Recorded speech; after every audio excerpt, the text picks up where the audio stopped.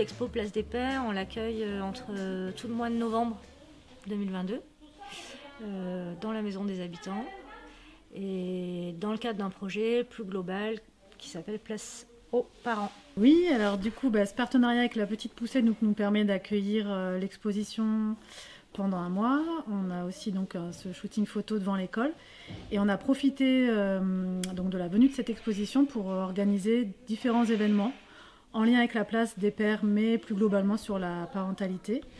Et donc c'est un travail qu'on a mené avec plusieurs partenaires pour proposer à la fois des temps de débat et d'échange entre parents, par exemple avec la santé scolaire qui va apporter le sujet du lien, de l'importance de construire le lien entre les parents et les enfants. Et puis une conférence à destination des parents aussi, plus pour aborder sur les aspects plus juridiques, la coparentalité, la parentalité de nos jours, l'évolution de la parentalité en fait jusqu'à aujourd'hui. Mais aussi, finalement, les parents, ils ont aussi des pouvoirs, ils ont aussi des compétences, ils savent faire des choses. Et nous, on voudrait pouvoir identifier les compétences des parents aussi pour s'il y en a qui veulent animer des ateliers cuisine, enfin remettre de la participation des parents ou des familles dans l'espace de la MDH ou dans des projets de quartier, des projets d'événements de fêtes de maison, etc. Après, au-delà de laisser la parole aux parents, c'est aussi questionner les professionnels et c'est aussi sur nos postures, nous, d'accompagnement, d'impulser des dynamiques parents, habitants plus largement. C'est aussi quelle place on donne, par exemple, nous, en tant que femmes, sur la place de ces papas. Donc il y a quand même cette entrée-là aussi qui est importante de pas forcément remettre en question, mais faire un pas de côté sur notre posture vis-à-vis des parents et de ce qu'on propose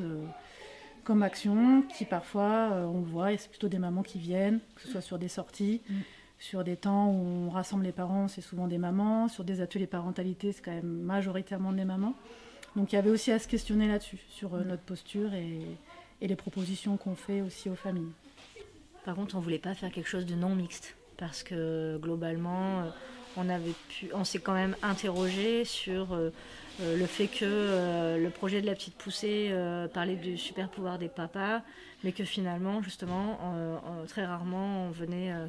valoriser le super pouvoir des mamans, et du coup, on a plutôt enrobé sous l'angle le super pouvoir des parents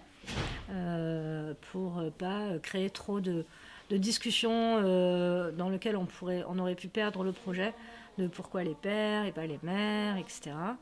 On a quand même aussi pas mal de familles qui sont dans des situations de conflits intraconjugaux